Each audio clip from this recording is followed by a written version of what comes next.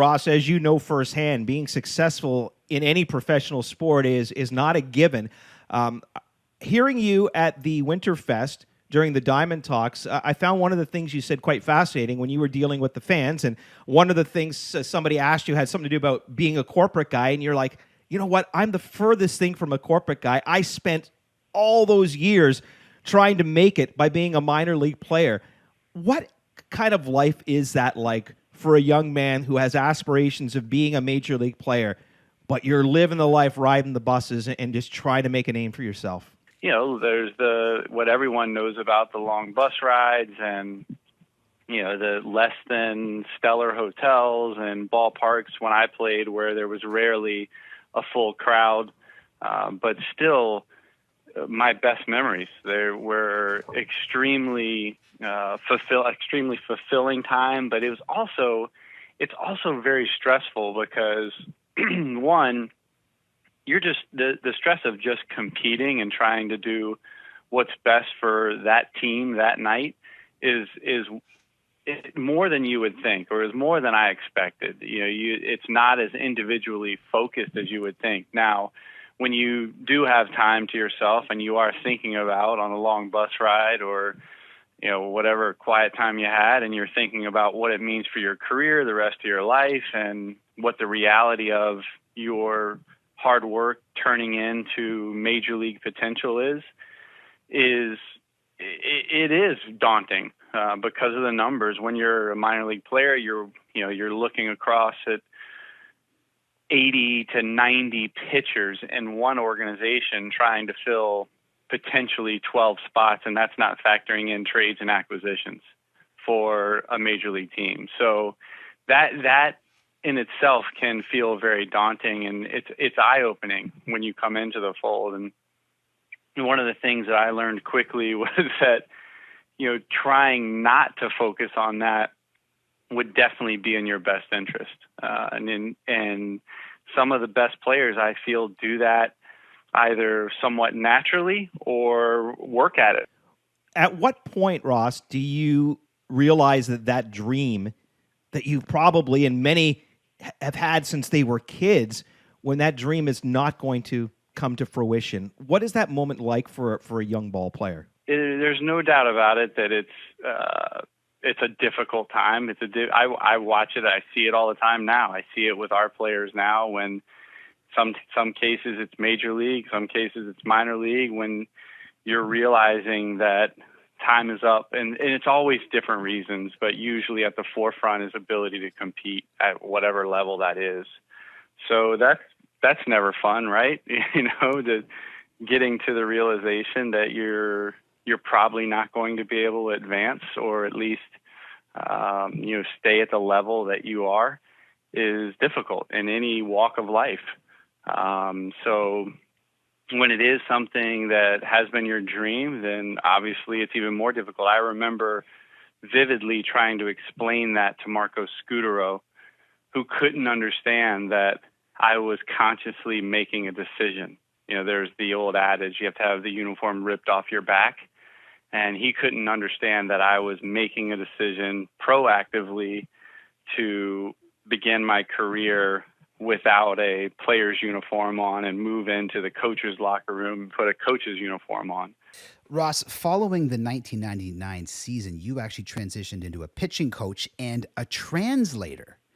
And many don't know that you're really fluent in Spanish. So was this something that, like, outside of high school, did you take Spanish lessons? And was this a conscious effort to give yourself an extra tool, essentially making yourself a 5-tool managerial person?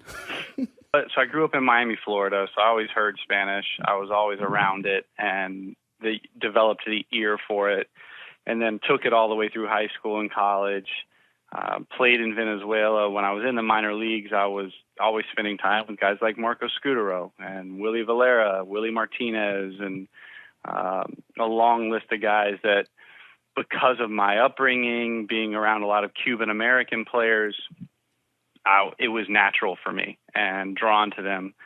So after my playing career, I went and lived in Spain to get over the hump in Spanish. And, you know, it's something like like any tool or skill, if you don't use it, it goes away. You have to stay cognizant of it. But I just thought it would be helpful, and it was an interest of mine as well. But I thought it would be helpful in trying to establish myself beyond my playing days as something that would be beneficial. But it was more natural than anything. I was interested, and it was something that I had grown up around. Mark Shapiro cited your intense competitiveness as a reason that you were an ideal candidate for Blue Jays GM.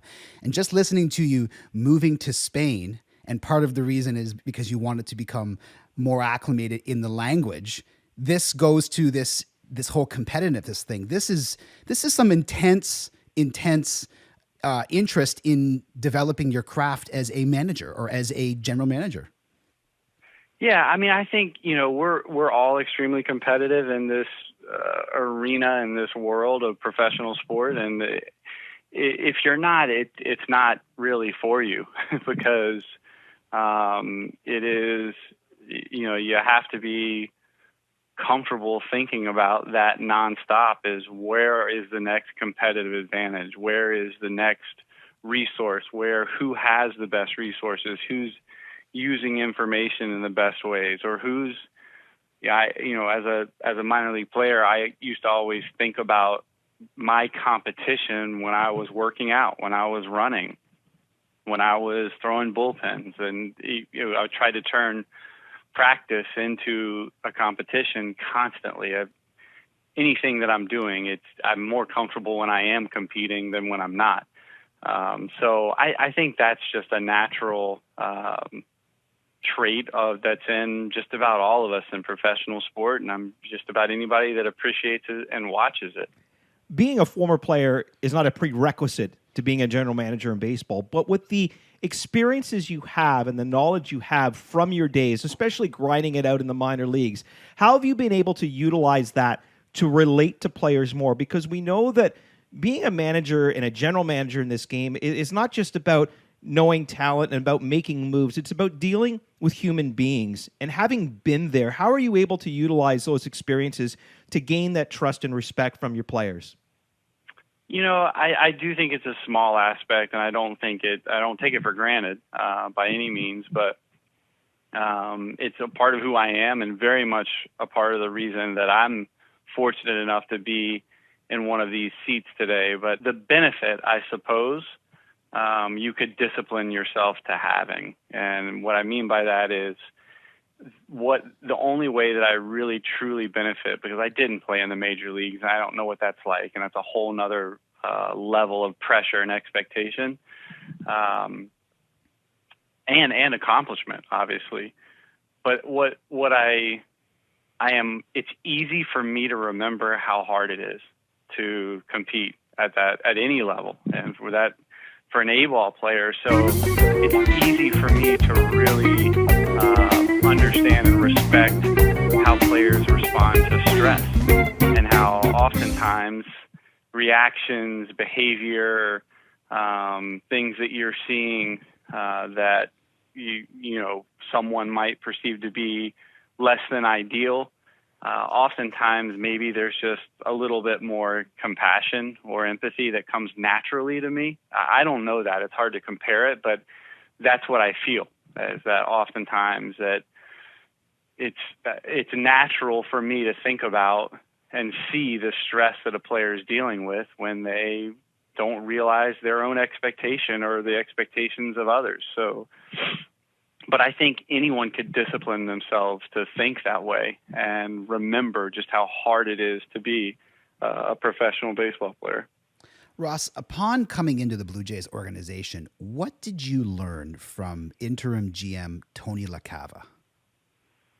Tony's been awesome, man. He has, I've known Tony for a long time. He worked in Cleveland before with us, and I've seen him multiple major league and minor league stadiums, amateur ballparks. So he's one of the more respected guys in baseball. And, I've always learned from him. I've always learned from his character, his consistency, his work ethic, how he treats other people. And really, it's the consistency of it. But that list is long. I learned, a great deal about the Toronto Blue Jays. from Tony. And when we came here, we had a pre-existing relationship with Tony that expedited our knowledge of the Toronto Blue Jays a bit. Ross, when you came to Toronto, both you and Mark, I mean, you were more than well aware that not only did you have to learn this team, but you had to learn the city, you had to learn the fans. Have you realized that as time has gone on, that being relatable to the fans is something that is pretty important with this fan base? And again, what I noticed from you at Diamond Talks is that the people that may have been a little hesitant to accept you guys off the get-go, because let's face it, Alex was a very popular guy, and the team had made it to the postseason for the first time in 27 years, and here comes these two new guys. People don't know what to expect, but I found you to be very relatable to the fans that day. Are you noticing a little bit more of an acceptance and a warmth from the outside? All I know to do in trying to do the best job for the city, for this organization, is one, to make sure that we understand and respect that we are a team, we are an organization trying to bring world championships back to this country and to this city and to sustain them. So that's where our focus is. And now, how that is or isn't relatable to fans is not something that is strategic for me. I try to be myself and try to answer questions as candidly as I possibly can, because, while balancing, there's only so much I can share, that there are things that not because of choice, but because of making sure, well, yes, it is my choice, but making sure that we're not compromising any potential negotiation or, any avenue that we could be making this organization better. So, I suppose my focus has always been to be authentic, and over time, as you gain relationships with media, relationships with fans, that becomes easier to do.